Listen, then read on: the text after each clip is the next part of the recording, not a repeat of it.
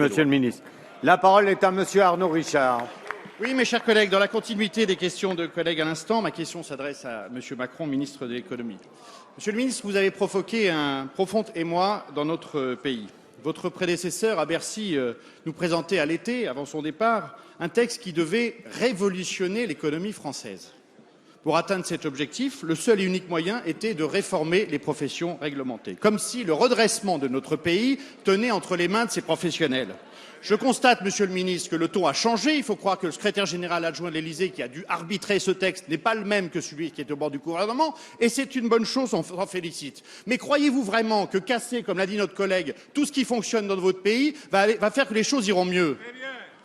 Jeter l'opprobre sur des hommes et des femmes de proximité qui, dans leur ensemble, composent 1 million de salariés n'est pas une solution.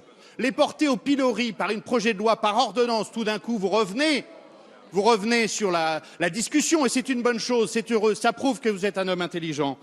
Ces hommes et ces femmes qui sont peu habitués à la contestation sont dans la rue aujourd'hui, et nous pouvons les comprendre. Alors vos invariants, Monsieur le ministre, vos invariants, puisque vous avez utilisé ce terme extrêmement lettré, mathématiques de mémoire, ils sont l'intention, la méthode et le calendrier. Pour l'instant, tout ça est assez flou. Nous étions, il y a encore quelques semaines, sur un projet de loi par ordonnance. Et aujourd'hui, avec vos collègues, et c'est heureux, vous les recevez, c'est bien normal que Mme Taubira et la ministre de la Santé soient autour de la table.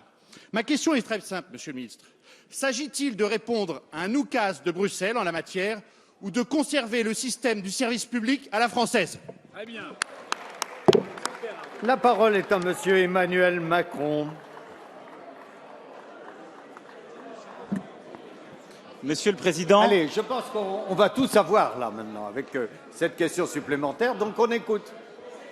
Monsieur le Président, Mesdames, Messieurs les députés, Monsieur le député, je voudrais d'abord lever des ambiguïtés.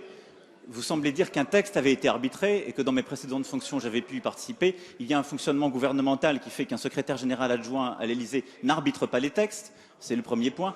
Et il y a un second point, c'est que le texte n'était pas prêt, sinon nous ne serions pas là à en discuter les contours. Donc, il y a des propositions qui ont été faites, qui ont été annoncées par mon prédécesseur. Vous avez noté que le ministre de l'économie a changé et vous avez noté que depuis le premier jour où ces fonctions m'ont été confiées, j'ai précisément décidé d'adopter une autre méthode. Elle est cohérente et elle ne changera pas.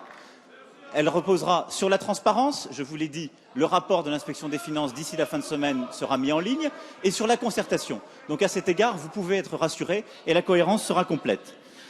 Maintenant, Monsieur le député, je pense que tout ce débat vaut mieux que de la posture. Vous avez rappelé dans votre question toute une série de points qu'il me semblait avoir levés dans mes précédentes réponses. Je peux continuer, durant les différentes sessions, à les lever.